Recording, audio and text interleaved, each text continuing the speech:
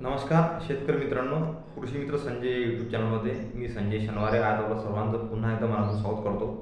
शेतकरी मित्रांनो, आजच्या भागामध्ये आपण पाहणार आहोत संत्रा पिकातील मृगबहाराचं जे व्यवस्थापन आहे ते आपण कशा प्रकारे करू शकतो। त्याचबरोबर त्यामध्ये जर ताण व्यवस्थापन असेल, फवारणी व्यवस्थापन असेल किंवा मग खत व्यवस्थापन असेल किंवा पाणी व्यवस्थापन असेल, शेतकरी मित्रांनो ही संपूर्ण माहिती जी आहे ती आपण आजच्या व्हिडिओमध्ये पाहणार आहोत। त्याआधी आपण जर चॅनलवर नवीन असाल तर चॅनलला सबस्क्राईब करायला विसरू नका। शेतकरी मित्रांनो, अमरावती जिल्ह्यामध्ये जर आपण विचार केला तर जवळपास काही आकोटचा भाग, त्याचबरोबर परतवाडा असेल, इकडे आपलं शिरसगाव करसगाव असेल, घाटलाडकी असेल, मुळशी गुरुड ते धामणगाव रेल्वेपर्यंत काही तिवसा तालुक्यातील सुद्धा संत्रा उत्पादक शेतकरी जे आहेत हे संत्रा पिकामध्ये मृगबहाराचं जे आहे ते व्यवस्थापन शेतकरी मित्रांनो करतात।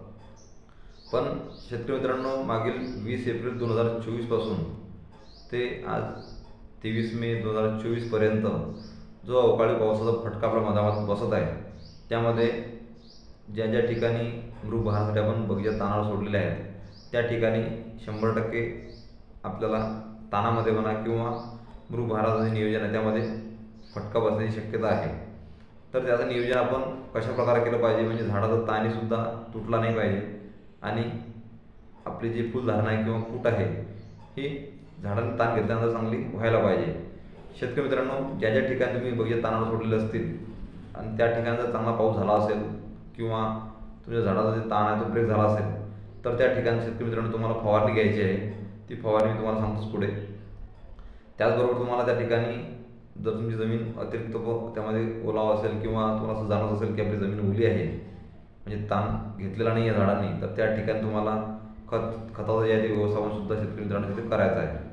शेतकरी मित्रांनो, ज्या ठिकाणी झाडांना आपण ताण दिला असेल पण तो ताण अपूर्ण झाला असेल किंवा ताण तुटलेला असेल अवकाळी पावसामुळे, तर त्या ठिकाणी तुम्हाला झाडामध्ये फॉस्फरस जे आहे ते स्टोरेज वाढवायला पाहिजे, जेणेकरून झाडामध्ये फॉस्फरस वाढलं की इकडे तुमची फुलधारणा आहे चांगल्या प्रकारे शेतकरी मित्रांनो होईल।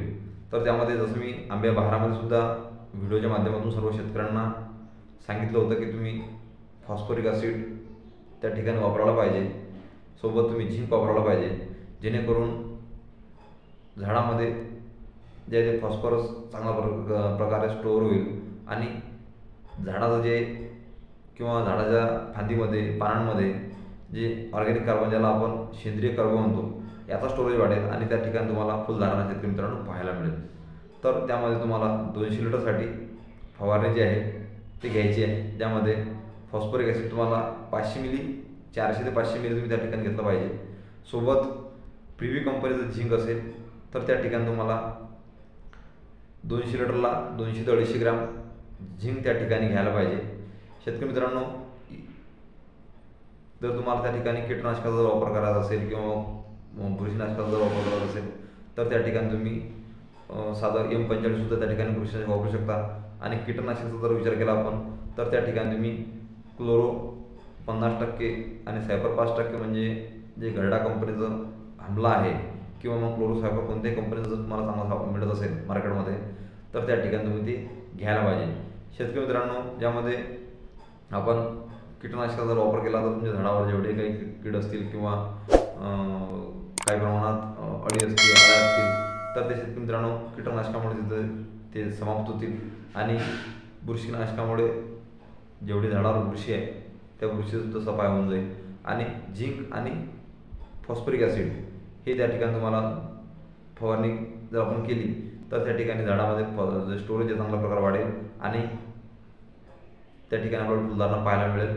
त्यामध्ये तुम्हाला फॉस्फरिक ॲसिड जे आहे ते यारामिला कंपनीचं सेनिफॉस नावाचं जे प्रोडक्ट आहे ते तुम्ही त्या ठिकाणी घेऊ शकता, किंवा त्या व्यतिरिक्त जर तुम्हाला वापरायचं असेल तर एरिस कंपनीचं फॉस्फोकॉप नावाचं जे प्रोडक्ट आहे हे लिक्विडमध्ये आहे, हे तुम्हाला त्या ठिकाणी 200 लिटरला 500 मिली या प्रमाणात शेतकरी मित्रांनो घेऊन फवारणी करायची आहे। शेतकरी मित्रांनो, झालं फवारणी व्यवस्थापन। आता आपल्याला खत व्यवस्थापन जर करायचं असेल, म्हणजे ज्या ठिकाणी तुमच्या प्लॉटमध्ये तुम्हाला ओलावा जाणवत असेल किंवा अवकाळी पावसामुळे कुठंतरी आपल्या बगीच्यामध्ये ओल दिसत असेल तर त्या ठिकाणी तुम्हाला एकरी 3 ते 4 बॅग त्या ठिकाणी पावडर फॉस्फेट शेतकरी मित्रांनो फेकायचं आहे। म्हणजे झाडाच्या बुडाखाली जर तुम्ही किंवा झाडापासून 2 ते 3 फुटापर्यंत जर तुम्ही आपलं फॉस्फेट फॉस्फेट जर त्या ठिकाणी जर फेकलं तर जे जमिनीतली ओल आहे ते ओल फॉस्फेट जे आहे ते ओढून घेईल आणि त्या ठिकाणी तुम्हाला जे ओल आहे ते ओल तुटलेली दिसेल. शेतकरी मित्रांनो, आता राहिलं आहे तुमचं पाणी व्यवस्थापन. तर पाणी व्यवस्थापन तुम्हाला आपलं ज्यावेळेस 7 जून नंतर मृग नक्षत्र सुरू होतो त्यानंतर जर चांगला पाऊस जर झाला तर तुमचा बगीचा जो चांगला प्रकार त्या ठिकाणी तुम्हाला खूप पाहायला मिळेल. पण आता कदाचित जर त्या ठिकाणी पाऊस झाला नाही किंवा पावसाळा थोडा लेट झाला तर तुम्हाला त्या ठिकाणी तुमच्याकडे विहिरीचं जर पाणी असेल किंवा बोरचं जर पाणी असेल तर त्या ठिकाणी तुम्हाला चांगल्या प्रकारे पाणी भरून तिथे तुम्हाला पाणी द्यायचं आहे. शेतकरी मित्रांनो, खताचं व्यवस्थापन जर आपण विचार केला तर त्या ठिकाणी मिश्र खते तुम्ही कोणतेही वापरू शकता. जे आपण आंब्या बहारामध्ये वापरले त्यामध्ये 10-26-26 असेल, त्यानंतर 18-18 असेल, 15-15 असेल, 16-16 असेल किंवा 12-32-16 असेल, हे शेतकरी मित्रांनो तुम्हाला त्या ठिकाणी खते व्यवस्थापन करायचं आहे. शेतकरी मित्रांनो, ज्या ठिकाणी तुमचं आंब्या बहार ऑलरेडी झाडावर आहे आणि त्या झाडावर तुम्हाला जर मृग बहारसुद्धा घ्यायचा आहे तर त्या ठिकाणी तुम्हाला खत व्यवस्थापनामध्ये थोडंसं चेंज करावं लागेल आणि फवारणीमध्ये सुद्धा चेंज करावं लागेल. मी शेतकरी मित्रांनो तुम्हाला जी फवारणी दिली ही ज्या ठिकाणी फक्त तुम्ही मृग बहाराचं नियोजन करता त्याच ठिकाणी घ्यावी. ज्या ठिकाणी तुम्हाला आंब्या आणि मिरगची म्हणजे ज्या ठिकाणी तुमच्या झाडावर आंब्या असेल आणि त्या झाडावर तुम्हाला जर मृग बहार घ्यायचा असेल तर त्या ठिकाणी शेतकरी मित्रांनो फॉस्फरिक ॲसिड आणि झिंकची फवारणी तुम्हाला घेण्याची गरज नाही. जे ज्या स्थितीमध्ये आहे त्या स्थितीमध्ये राहू द्या. झाडाला तानावर जर सोडलेलं असेल तर ते त्याच पद्धतीने त्या ठिकाणी राहू द्या. कोणती तुम्हाला तिथे फवारणी घ्यायची गरज नाही. जेणेकरून तुम्ही फवारणी घेतली तर आंब्याचे जे फळं आहेत त्या फळावर सुद्धा त्याचा परिणाम होऊ शकतो.